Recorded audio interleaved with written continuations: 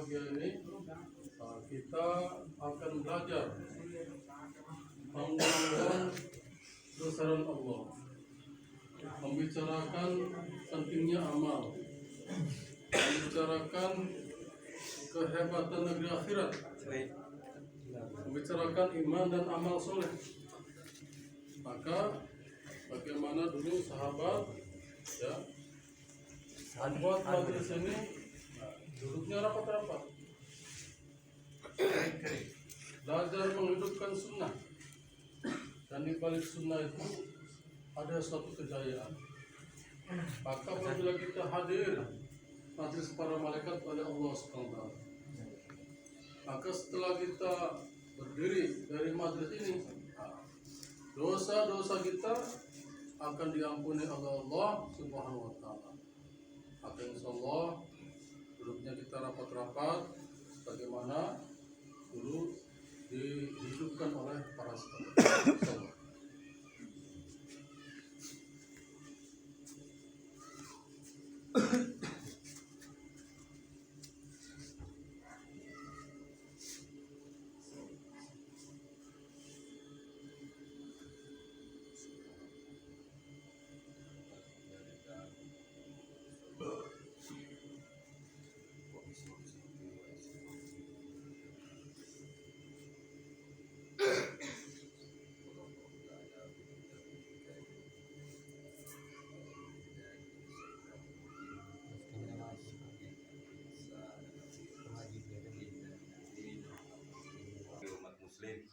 Yakni sholat adalah perintah Allah dan berjamaah adalah dari sunnah baginda Nabi Sallallahu Alaihi Wasallam.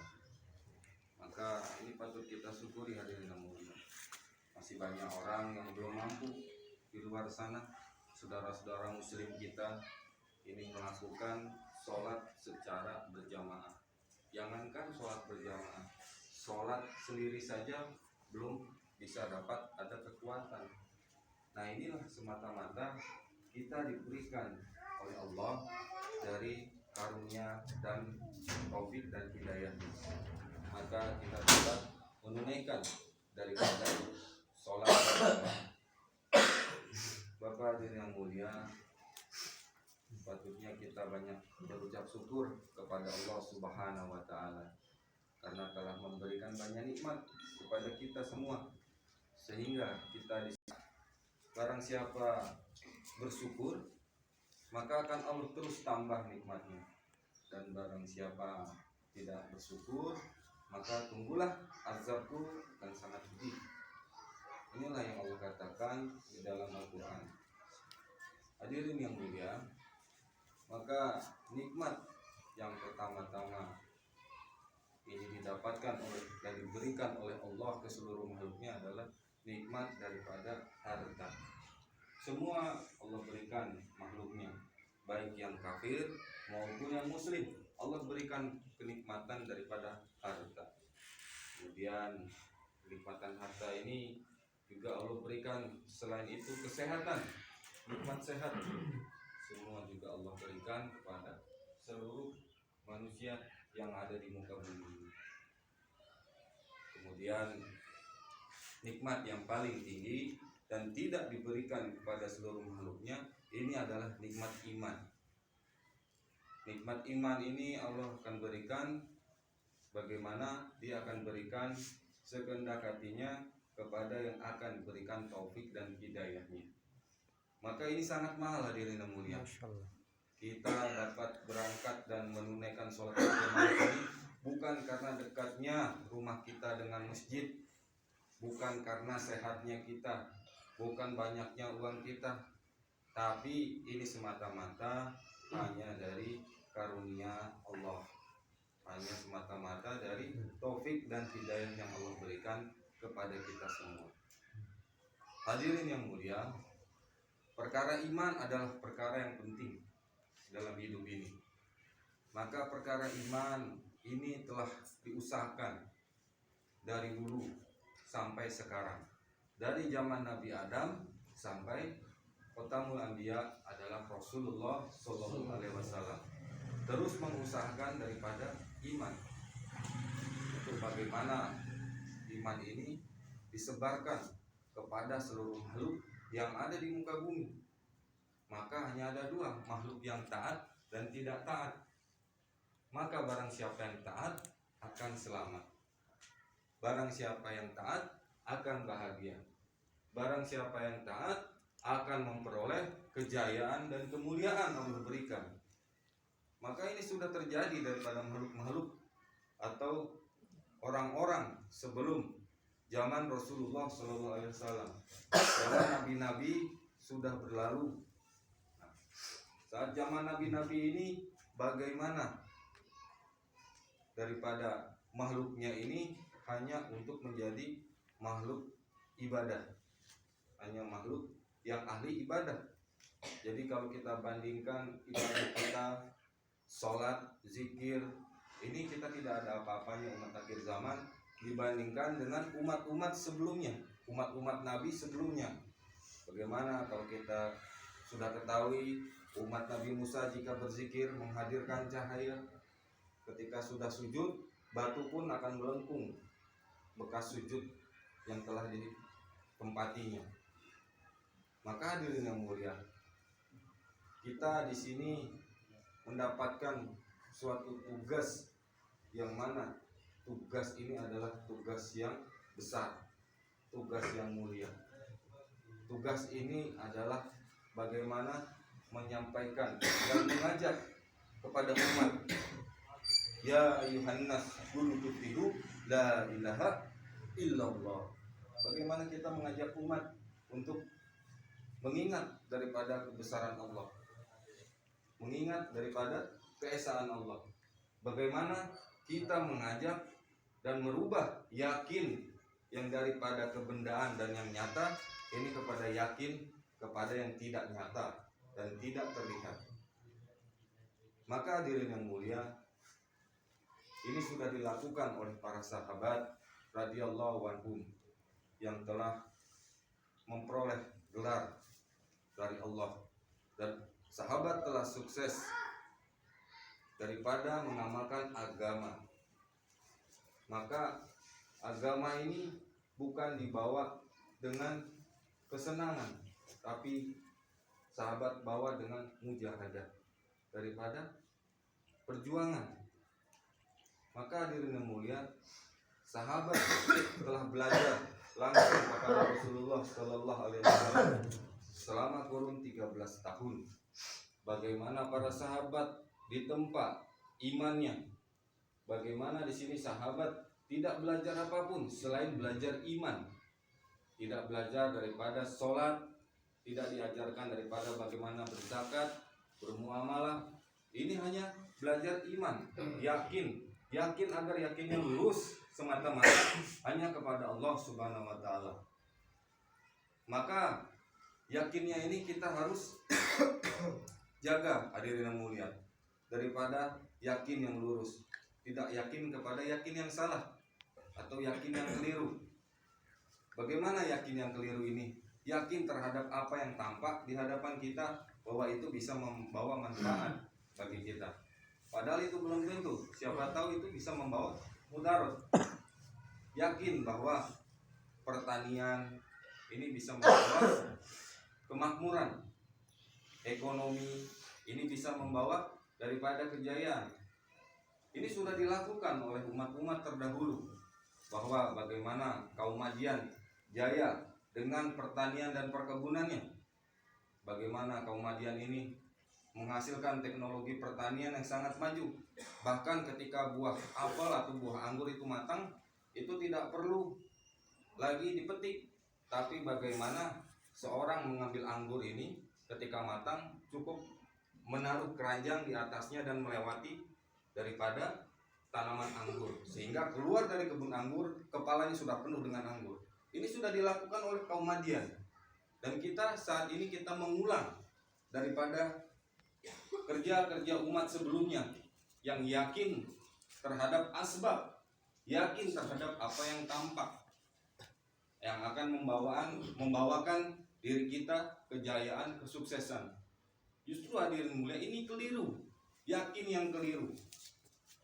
Kalau kita lihat sekarang gedung-gedung bertingkat mewah di perkotaan, ini sudah dilakukan daripada kaum-kaum sebelumnya. Bagaimana daripada gunung-gunung diukir, bukan lagi membuat gedung yang tinggi, tapi gunung, bukit diukir menjadi sebuah rumah. Ini sudah dilakukan dari kaum-kaum sebelumnya. Maka hadirin yang mulia, kalau kesuksesan diukur dari kekayaan, maka Qarun laknatullah alailah yang memperolehnya. Karena dia orang yang paling sukses memperoleh dan mengumpulkan kekayaan di seluruh dunia ini. Namun Allah tidak suka dengan Qarun, karena Qarun tidak ada ketaatan, tidak mau taat, tidak mau mendengar yang benar, tidak mau mendengar yang hak. Maka Allah hinakan bersama pengikut dan kekayaannya, Allah benamkan ke dalam bumi. Padahal Qarun ini dulu adalah daripada sepupu Musa, orang papa. Bahkan bajunya saja hanya satu yang melekat. Tapi dia lupa, dia kufur terhadap nikmat. Ketika Musa mengatakan untuk berzakat, untuk bersodakoh, Qarun menafikan bahwa ini adalah kerja keras saya, ini adalah keringat saya, tidak ada campur tangan siapapun. Jadi saya berhak memberi kepada orang yang saya suka atau tidak. Ini yang Qarun katakan. Maka Musa terus daripada mengingatkan sepupunya ini Qarun, yang dulu juga seorang ibadah, maka tidak digubris oleh daripada Qarun, maka Allah hinakan. Kemudian di zaman yang sama ada seorang penguasa, seorang pejabat besar, bahkan penguasa dunia, Fir'aun laknatullah alaihi.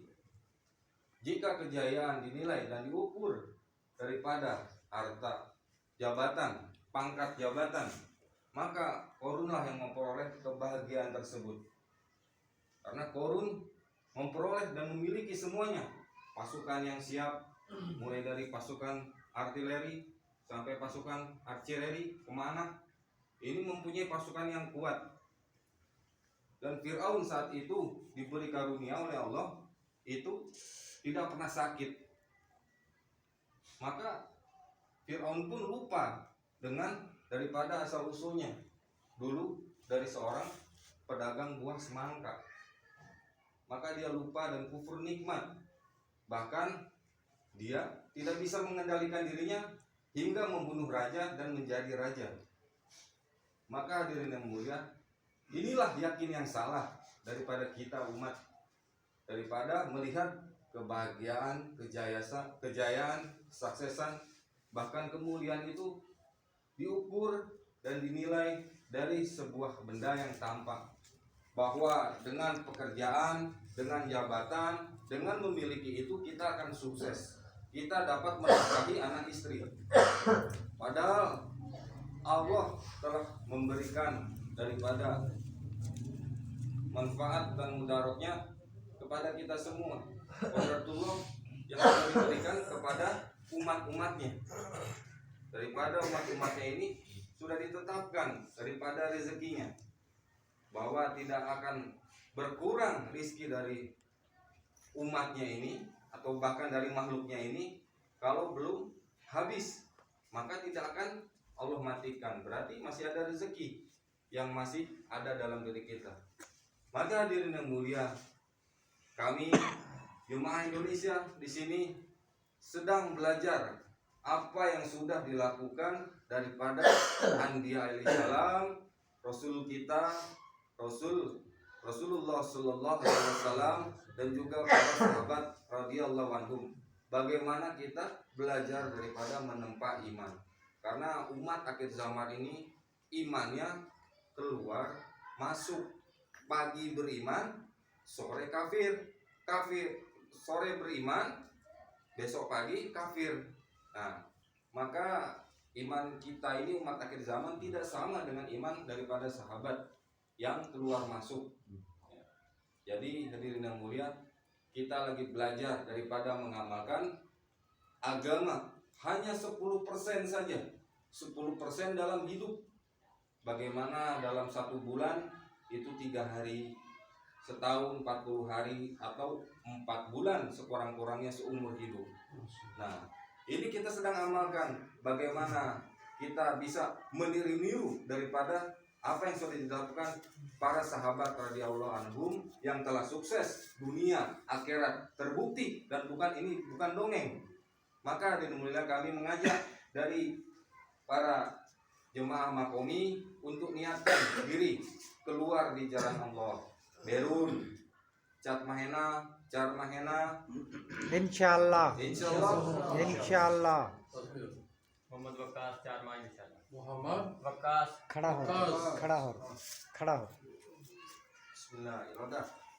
Asif मोहम्मद जाद अली वाले Allah kabul farman. Muhammad Muhammad Jawad Jawad 4 bulan. Allah kabul farman. Rukan zul farman. Muhammad Asam Char. Muhammad Asam. Asam Sila Inti mana? Farhad Sharma